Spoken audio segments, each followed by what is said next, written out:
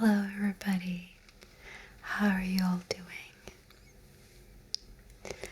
I hope you are doing fantastic.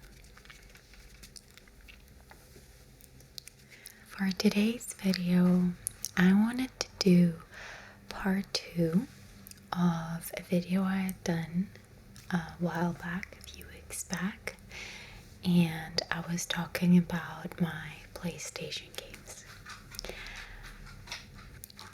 By the way, a little bit of a side note, I will do my best to stop and cut those sounds out, but I think I should let you know that there's a 1.5-month-old baby kitten in the space right now.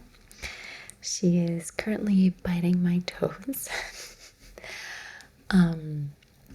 And it's now her playtime. It's just before dinner, so there will be some things that I will be cutting out, and there's some things that I might not be able to because it's a little baby and I cannot and shall not contain it because, I just want it to be happy. But I'll keep that in mind for editing, but also you keep that in mind.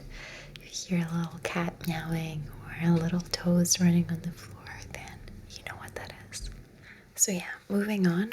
I wanted to do the second part of some... Okay, Ashe is being extremely loud. She just picked her moment, so let me see if I can introduce her at least. This is Ashe. I call her Ashe because she got rescued from the engine of a car. She had spent 4 days switching up between car engines because she was too scared to come out. Hi, baby. Yeah, you're a good girl. And I call her Ashe Chimney Suit because she looks like she went down a chimney and her eyes and mouth are white, but she looks like she's been covered in ash. So she's Ashe. And she looks like she's just about to fall asleep in my arms, so honestly, what could this video be? Maybe. Do you want to stay here? Do you want to stay on me? Back at making noise. Anyway, for the last time, this is part 2 of PlayStation games that I've played and enjoyed, finished or not finished. Let's get started.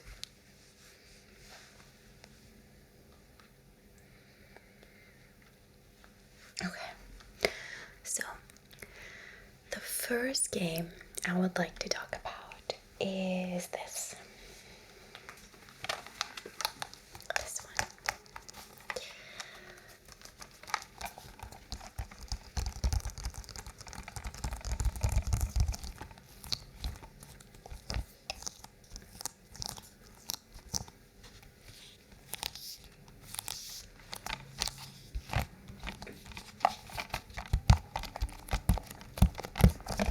This is called Resident Evil Biohazard.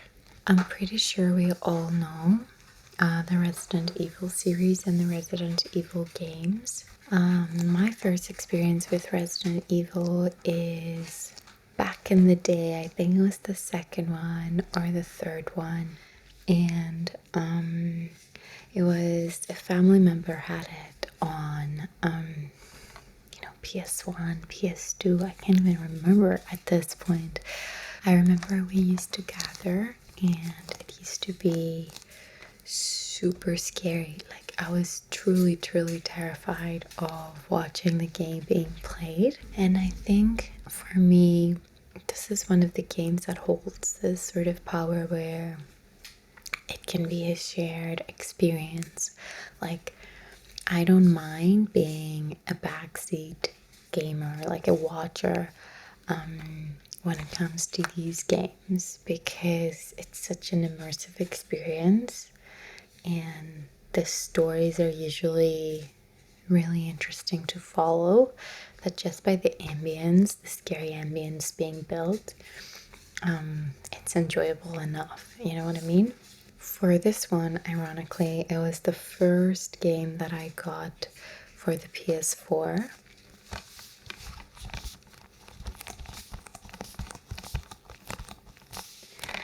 The first game that I got for the PS4, and I got it because it was on offer. I didn't know what sort of game to buy because I'd always been a PC gamer. I don't know, I would call myself that, but I was more familiar with playing games on a computer, like Tomb Raider and like World of Warcraft and that sort of stuff. So I didn't know what to get, and I got this because it had this familiar feeling and I could share it, I could play it together with my partner, because I thought I would be too scared to play by myself. And because I had this fond memory of it being a shared experience, I thought, yeah, why not? It'll be the first game, and until like we talk about what we might want to play, we'll just play this. And honestly, it was scary. It was pretty scary. I do have some difficulty with first-person games. I find that they can sometimes make me a little bit dizzy. I don't know if it has to do with like camera sensitivity, how fast it moves, but it makes me feel a little bit uncomfortable. I did get that with this game. It was a little bit ugh. And I didn't get to finish it because by the time we would be finishing this, we'd already gotten the games that we wanted. But I remember it was scary. I remember it had some really good boss fights. The story was interesting. Like I would have wanted to go back and just finish it for the sake of solving the mystery or figuring out what it was. It had like some good scare moments as well as some story moments and some gameplay moments. Correct me if I'm wrong, but I don't think these games are like particularly known for their like mechanics and stuff like that. I don't think that that's what it is about. I think it's mostly about the overall experience, but that's just my humble opinion. So yeah, I would suggest someone play that. But from what I've seen from the Resident Evil family being out there, I'm not really sure that it's like the best one out there. People would, of course, agree or disagree with that statement and the sentiment. But yeah, there's a little scary shadow woman child on the front and a little like very dark house. It was pretty scary. Maybe it's just me, but pretty creepy, very creepy. Okay, moving on.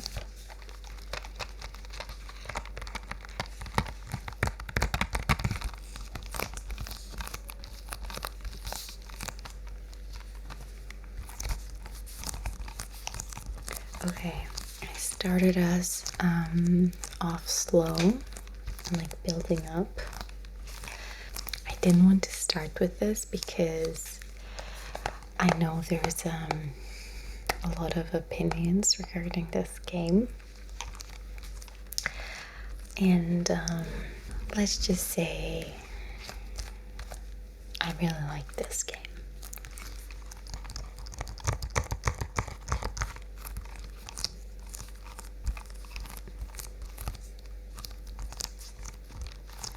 So in the first video, I spoke about The Last of Us Part 1, and Last of Us Part 1 is an incredible game. I talked about its really good mechanics, its beautiful storyline, like it grips you from the first 15 minutes of gameplay, 10-15 minutes of gameplay. And it's a really intense story, and if you're someone that sort of, imagines their character being real and like the emotions they could be going through and and what is happening to them, what is happening to these characters has that effect on you as a player quite a lot. Like you're like, okay, they're going through this, and like you grow with them more, like you feel with them, right? So this is part 2. This has been awaited for a couple of years, quite a lot. I will not go into too much detail, first in fear of spoilers, and second because I don't want to argue with anybody that feels strongly about this. I thought it was a beautiful game. Very, of course, similar mechanics to the first one, but I don't think that is a fault, in the sense that when something is good and when something works and people like enjoy it and love it for what it is, it's okay to just add a few things to make it maybe more interesting or add different dimensions. But there's like no need to do a full 180 and just change what people know and love. So pretty similar mechanics. I would say some good skills, fighting wise, survival wise. And this is interesting because it follows 2 characters. One of the characters I was really upset that I had to follow, that I had to play. I really didn't want to. But then as the game progressed and you got to know these people and you got to see, how a creator imagines this character to be, you also have to consider and you have to understand that, like, especially in a situation like that, this is like a zombie apocalypse, it's a zombie pandemic. People go through stuff, and there's humanity in everybody, but also humanity can be lost. And it begs the question, in my opinion, I think, what is your humanity worth? In the sense of what is it worth losing over? And at the same time, what is your humanity's cost? Like, what will it take? What would happen for you to regain part of that humanity?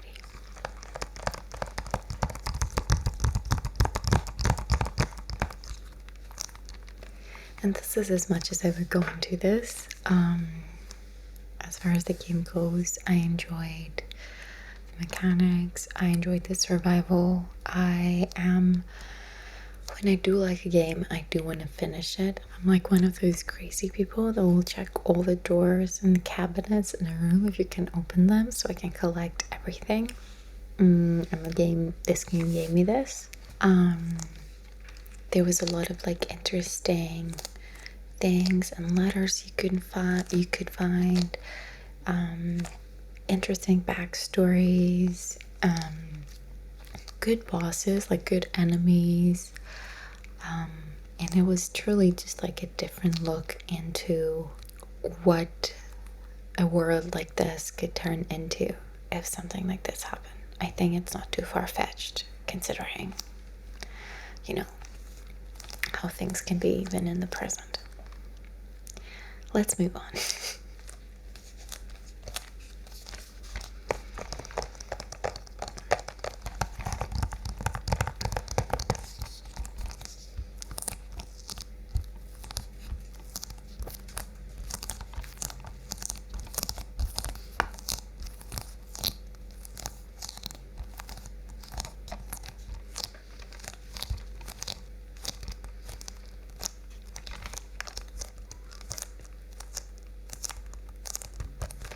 Okay, this game I'm going to talk about is Ghost of Tsushima. I have not finished this one, not that I didn't like it, but I'm still in the process of playing it. I had seen a few glimpses of it when my partner was playing it, and I thought it was really funny and very, very cute that you could interact with those little foxes, or you could like search and find haikus and I thought it was really cute, and of course I thought it was beautiful. But playing it was truly an incredible experience. Like right away from the beginning, you can really tell that a lot of effort and thought have gone into this game. Obviously, I don't know a lot about the culture to know if it has been accurately represented.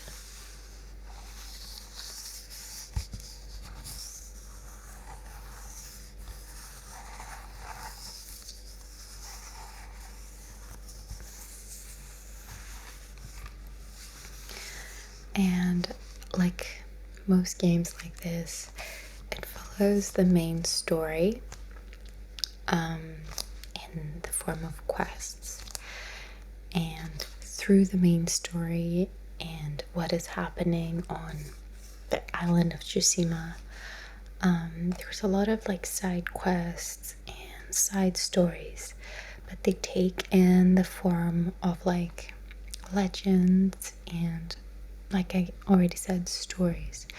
So this is very different from what it kind of annoyed me in Assassin's Creed Odyssey. Like, even though I really enjoyed the game, the side quests and the side stories were just there to fill in the map and to fill in the space, in my opinion.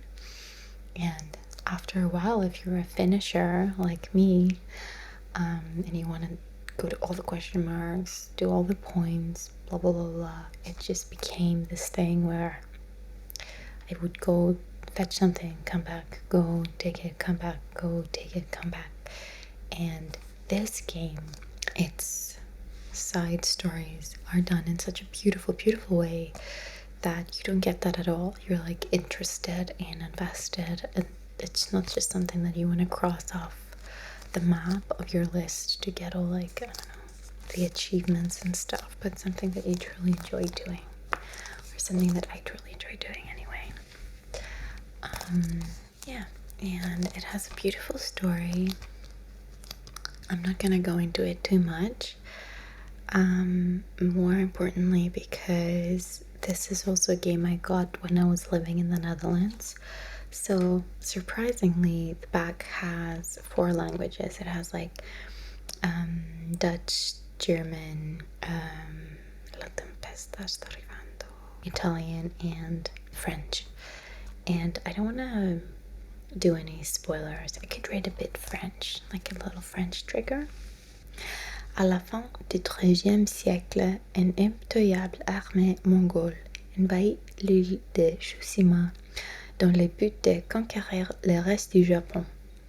Le samouraï Jin Sakai est l'un des derniers survivants de son clan, mais pour lui, le combat ne fut que commencer. Okay, so I think it's fair to say that I can say that a Mongol army invades the island of Tsushima with the goal of invading the rest of Japan. And the samurai Jin Sakai is one of the last survivors of his clan. But for him, the battle has just begun. So yeah, if you haven't played this already and you like story games,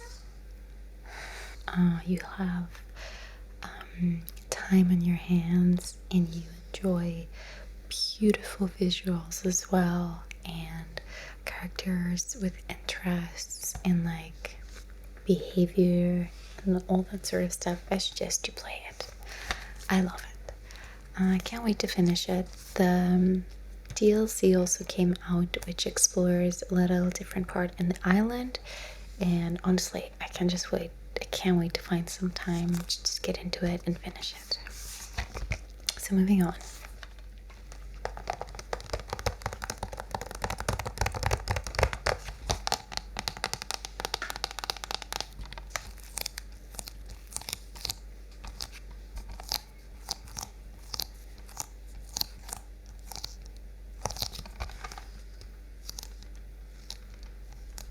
Okay, so this is Shadow of the Tomb Raider. I don't have a lot of things to say about this game. And I'm gonna tell you why. It's gonna be one of the shortest things I say about games, I think. First of all, my experience with Tomb Raider starts from the first ones. I remember my dad used to play them on his computer, and it was just magnificent. I think it might actually be my actual first interaction with a video game ever, and that's when I fell in love, you know. As a girl, finding a strong character that's badass, just like shoots around and fights tigers and does headstands on ledges and swan dives off cliffs was, you know, for 6-year-old me, 5-year-old me, was blowing my mind. So I started playing these at a very young age on a computer, where I would watch my dad play them, and that's how my deep love for games and Tomb Raider came to be. And there was a time where I didn't have a good computer, so I played one of the latest Tomb Raiders in someone else's Xbox. I think it was around 15, 16 at the time, and I think it was Tomb Raider 6 or 7. I think it was Legends or After Underworld, basically, if I'm remembering the names correctly.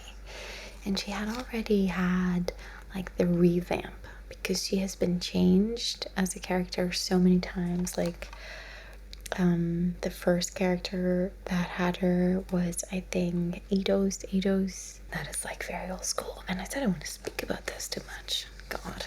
Anyway, so I have played all the Tomb Raider games. Even if I haven't finished them, I have played them, all of them. And then this makeover comes, which is this young Lara. The first one of this series was the one that was turned into a movie very recently. And I honestly do not remember the name, but it is the one with, she starts in a boat and she has a crew, and then you're trying to find like a mountain or something, and then, you know, things start unraveling in their typical fashion. And that one was one of the first games of her that had like bows, actual bows, and like it became more of a survival game, like, you know, Far Cry and even, you know, Last of Us. They tried to do this sort of thing, like completely change the game from basic interactive, go there, do that, to more of a get skills, get points, upgrade your weapons, upgrade your abilities, uncover secrets, blah blah blah. And even though I enjoyed it, and I do still enjoy it, and I would still continue to play all of them, I do miss the old ones. And you know, I miss the feeling that the old ones had. I feel like it's very natural to go in a certain direction, to make it more interesting and appealing to the audience when there's so many cool, crazy games out there. But I like this for what it was, and what it's become is just, okay, it's just another interesting survival game. It doesn't make me feel invested in the character as much as the old ones did. I don't know if I sound like a boomer, maybe people will make fun of me. But this one, still French at the back. Lors de sa course pour sauver le monde d'une apocalypse maya, Lara deviendra finalement celle qu'elle est destinée à être. I haven't finished this, side note, and it said, in the course of saving the world from a Mayan apocalypse, Lara is to become finally what she's destined to be. And that's that. It's beautiful. I think a lot of games are just beautiful nowadays. Beautiful landscapes, beautiful details. We do have the ability technologically to make beautiful games. So yeah, it falls into one of them. But it's just a little bit, yeah, and the things I enjoy the most. But I will finish it. Okay, for the last game, and when I say I saved the best for last, quite literally, I mean it. It's this one.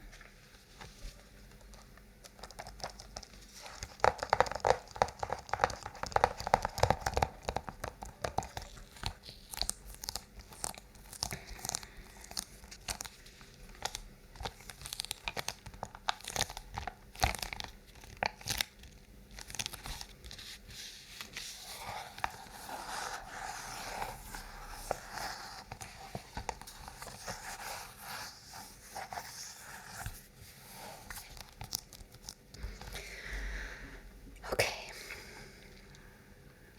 so I knew of this game, and I had also seen my partner play this game, and I thought, okay, it's cool. The few times that I'd watched him, everything seemed so complicated when I would see his menu. So I thought to myself, you know what, it's not my cup of tea. I'm not going to bother with it. Then, during quarantine, I'd finished Last of Us 2, and I was just left so, I needed to fill that void. And, we had this game, so I thought, you know what, I'm going to give it a go. I saw the series, I watched the series. It was interesting, nice, fantasy, whatever, adventure. It was quite enjoyable, actually. So then I started playing this, and it's a very different gameplay from Last of Us. So I went from a very, very, very, very, very different, totally opposite, like not similar in any way, I would say, gameplay and story and visuals to this. Not to say that this isn't as fantastic, it's just very different. So I was kind of running low on my patience. I was thinking, geez, I can't play this game. I cannot understand it. Like, I cannot fathom it. Because it wasn't just like hitting about and beating someone. You had to sort of like think a little bit about your moves and your combinations, blah, blah, blah, blah. So I'm at this, it's the first crossroad that you find at some point, and there are some bandits under a tree. We're supposed to fight them. And like I said, I was fresh out of Last of Us. I also did remember Assassin's Creed that I played in between games to, fight boredom. And a lot of the fighting abilities of Assassin's Creed is just hit, and, the combos, and you just, it's not really much thought that goes into it, I don't think. And I go to beat these bandits, and I die. I keep dying. I keep losing all the time. I did it like 5 times, and I'm so angry. I'm so upset. I'm thinking, Jesus, I can't play this game. I can't understand it. It's just not for me. And then I take a breath. I get a few tips, like, okay, think about it. Think about your fight. Dodge. Oil your blade, whatever. Take this potion. Do this sign. And with a combination of this advice and those tips and those moves, I beat them. And it felt so good to beat them. To get those bandits. And at the same time, like, not only the pride I felt from achieving that, but also giving this, let's say, a second chance and not giving up, I think was one of the best ideas I've ever had. I can honestly, truly say, and I've never said this about any game before, I wish I could forget playing this just so I could play it again. Just so I could get these feelings and these emotions and the excitement and the awe I felt playing this game. And if you ask me why, I won't be able to tell you 100%, but it is a combination of really good writing story-wise, really good writing like humor and comedy-wise, really good writing like emotion-wise. The side characters even have depth. They're funny or they're sad or they anger you. It's a very emotional, provoking game, I think. And you know, Geralt is such a beloved character. You truly just like end up adoring him. And playing the game is actually what initiated the interest in me to read the books and just say, like, give time into that. And honestly, best decision I've ever made. The books are also fantastic, and you get to understand the character so much more and the struggle he goes through and the thought process of everything he does. It's just a truly fantastic game. And again, it is beautifully made, visual wise, like image wise, the outfits, the places, the cities. And it's like kind of an older game, I think, considering, but it truly stands to this day as an incredible game. And it also has 2 DLCs that I also played and finished that blew my mind, especially the last one where you go a little bit to the south in a place called Toussaint, and it's very French. And I was just blown away. Honestly, I know when I say blown away, it could mean so many things, and I'm not really giving enough information. But just the fact that I said that I wish I could forget playing it just to play it again. Yeah, it's just a fantastic game. Even like all the side quests, all the little tiny quests, like even if you meet a little goblin or a ghost or something, it makes you think and feel something as it follows a bigger story that you need to resolve and, you know, figure your shit out. Yeah, it was beautiful. And I would recommend playing it to anyone who's not played it. You're missing out, truly. And that's it with this one. That's the last game I'm gonna talk about. Thank you so much for coming here today and listening to me ramble. I hope you enjoyed this little tap in and scratch and triggers, as well as my soft spoken voice. I hope it didn't bore you too much. If you have any video games that you want to suggest to me that you think I might like based on what you heard, please let me know. I'm on the lookout for some. And I'll see you in the next one. Take care.